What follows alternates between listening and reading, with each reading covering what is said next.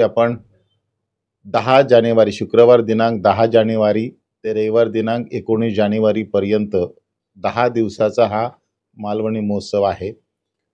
नेहमीप्रमाणे वेगवेगळे कार्यक्रम कल्चरल असतील, कोकणातल्या दशावतार असतील, डबलबारी असतील, हे कार्यक्रम तर आहेतच।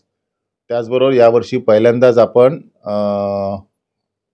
वर्तकनगरच्या आजूबाजूच्या परिसरातल्या विद्यालय आणि महाविद्यालयीन विद्यार्थ्यांचा ग्रुप डान्स स्पर्धा आपण ठेवलेल्या आहेत। त्याच्यामध्ये सगळी या परिसरातील सगळी कॉलेज आणि शाळा सहभागी होणार आहेत। त्याचबरोबर स्थानिक लोकांना आम्ही नेहमीच प्राधान्य देतो। त्यांच्यासाठी आपण 3 दिवसाचं स्टेज त्या लोकांसाठी, आपल्या लहान मुलांसाठी उपलब्ध करून दिलेला आहे।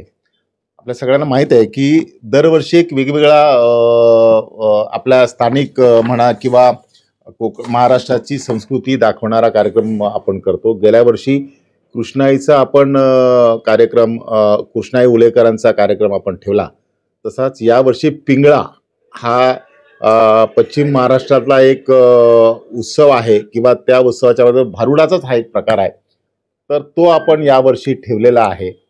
एक आमच्या वेंगुर्ल्याचं दशावतारी नाटक जे फेमस आहे ते आपण ठेवलेलं आहे। असा भरगच्च कार्यक्रम या मालवणी महोत्सवामध्ये आपण ठेवला आहे।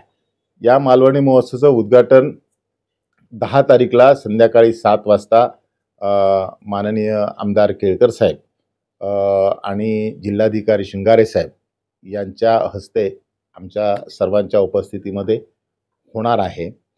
आणि या कार्यक्रमासाठी माननीय मुख्यमंत्री, दोन्ही उपमुख्यमंत्री, सहकार मंत्री येणार आहेत।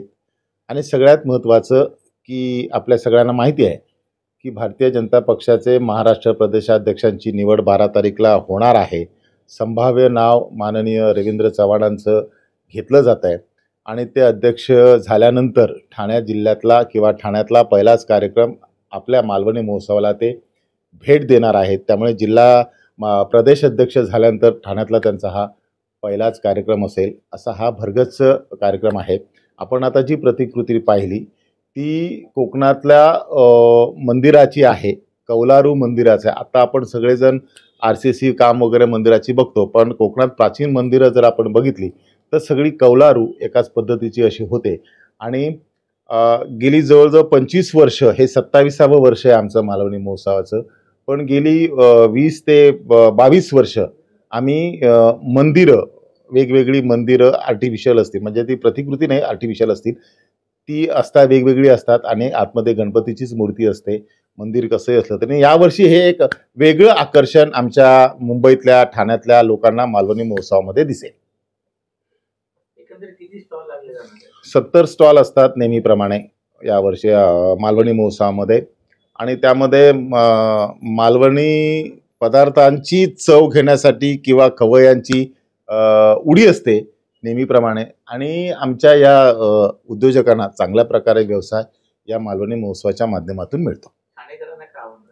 ठाणेकरांना आवाहन करेन की या 10 दिवसामध्ये तुम्ही यावं, पण 10 दिवस शक्य नसेल तर 2-4 दिवस तरी तुम्ही या मालवणी महोत्सवात यावं। मालवणी महोत्सवामध्ये आपल्याला मालवणी पदार्थांच्या बरोबर आम्ही जी मालवणी कोकणातली संस्कृती असेल, महाराष्ट्राची संस्कृती असेल, हे जतन करण्याचा प्रयत्न करतो। दशावतार नाटक असेल, डबलबारी असेल, याचा सुद्धा आस्वाद आपण घ्यावा असं मी आवाहन तुमच्या माध्यमातून करेन। शहरामध्ये मालवणी महोत्सव साजरा भरवणारे आपला हे पहिलं खूप जुना मंडळ आहे। नेमका हा संपूर्ण मालवणी महोत्सव भरवण्यामागचा उद्देश काय आहे? खरं म्हणजे चांगला प्रश्न आहे हा। मालवणी महोत्सव भरवण्यामागचा एकच उद्देश आहे की बरेच जण असे कोकणावर टीका टिप्पणी करतात की कोकणाची संस्कृती मनी ऑर्डर संस्कृती आहे, पण गेल्या 25-30 वर्षामध्ये ही संस्कृती बदललेली आहे। कोकणातला आपला शेतकरी जो आहे, शेती करून काही शेतीपूरक व्यवसाय करतो आणि त्याला मुंबई, पुणे, ठाण्यासारख्या शहरामध्ये बाजारपेठ उपलब्ध करून द्यावी आणि आर्थिक प्रगतीला हातभार लावावा, हाच या मालवणी महोत्सवामागचा उद्देश आहे।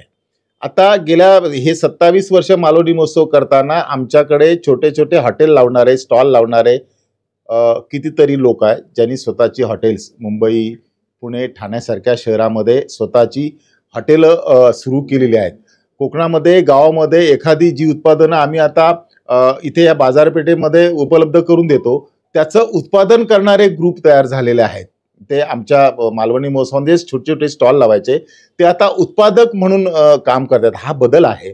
आणि नक्कीच गेल्या या अशा तुम्हाला माहिती असेल की आम्ही नेहमी वर्तमानपत्र म्हणतात, तुम्ही सुद्धा सगळे म्हणता की कोकणातला शेतकरी इतर लोकांसारखा आत्महत्या करत नाही. त्याचं हे कारण आहे.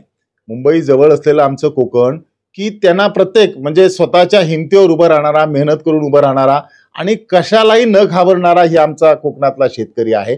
आणि त्याला मदत व्हावी, त्याला आर्थिक प्रगती व्हावी, हाच उद्देश या मालवणी महोत्सव सुरू करण्यामागचा 30 वर्षापूर्वीचा 27 वर्षापूर्वीचा होता आणि तोच अजूनही आहे. आता फक्त कसं असेल, त्यावेळी त्यांना मदत करणं होतं, आता त्यांची डेव्हलपमेंट होणं. एखादा छोटा व्यापारी असेल तर त्याला मुंबई सारख्या शहरामध्ये आणखी कशी मदत करता येतील, ही भावना किंवा हा उद्देश आहे. मालवणी महोत्सवाला तुम्ही सगळे पत्रकार दरवर्षी असता की आत्तापर्यंत एका दुसरा महोत्सव सोडला तर माननीय खासदार माजी मुख्यमंत्री नारायण राणे यांची दरवर्षी या महोत्सवाला उपस्थिती असते. मागची 1-2 वर्ष त्यांच्या तब्येतीच्या कारणामुळे जर सोडली तर अनुपस्थिती होती. मात्र यावर्षी आमच्या कोकणातला हक्काचा मंत्री आहे. या अगोदर सुद्धा मात्र रवींद्र चव्हाण साहेब सुद्धा होते. मात्र आमच्या तालुक्याचा, आमच्या गावातला असल्यामुळे नक्कीच आमच्या कोकणाचे नवनियुक्त मंत्री या कार्यक्रमाला उपस्थित राहतील. महिलांसाठी काय कार्यक्रम ठेवले? महिलांसाठी आमचा नेहमीचाच नाही, महिलांचा आवडता कार्यक्रम जो आहे पैठणी, तो आम्ही दरवर्षी असतो.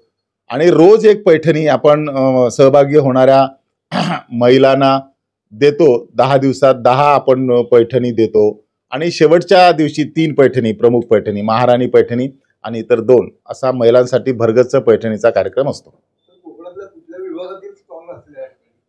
कोकणातल्या असं म्हणता येणार नाही कुठच्या, पण जास्तीत जास्त स्टॉल हे सिंधुदुर्ग जिल्ह्यातले आहेत. त्यात करून मालवण, कुडाळ आणि सावंतवाडी आणि कणकवली या भागातले स्टॉलधारक, मॅक्झिमम स्टॉलधारक या भागातले आहेत.